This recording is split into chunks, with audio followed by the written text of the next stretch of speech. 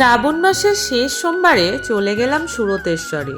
এই প্রথমবার আমি গেলাম, তাই যখন গেলাম মনে হলো বাবার ভক্ত অর্থাৎ যারা আজকে এত কষ্ট করে পথ হেঁটে বাবার মাথায় জল ঢাললো তাদের কিছু জনকে একটু মিষ্টি মুখ করায়।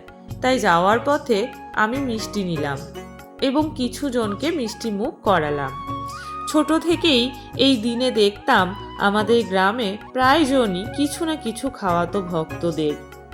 বাড়ির উদ্যোগে আমিও অনেকবার অংশ নিয়েছিলাম, ফল জল শরবত ভক্তদের দিয়ে, তাই খুব ভালো লাগতো। তাই আমি কোনো পূর্ব পরিকল্পনা না করেই আজকে আমার মনের বাসনা থেকেই এই ছোট্ট প্রচেষ্টাটা করলাম।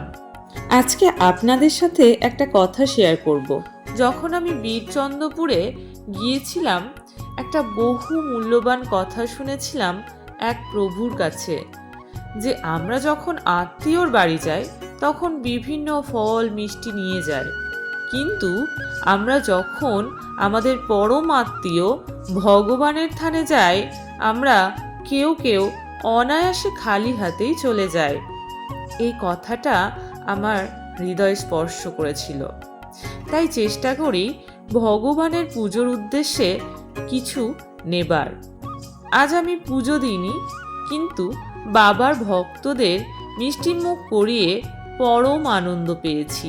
সত্যি তো ওখানে কেউ আমাকে চিনল না, কেউ নামও জিজ্ঞেস করলো না, কিন্তু প্রত্যেকের হাসি যেন বাবার আশীর্বাদ হয়ে ফিরে এলো। ভগবানের কৃপা লাভ করে যেন বছর বছর এটা আমি করতে পারি আরো বড়ভাবে।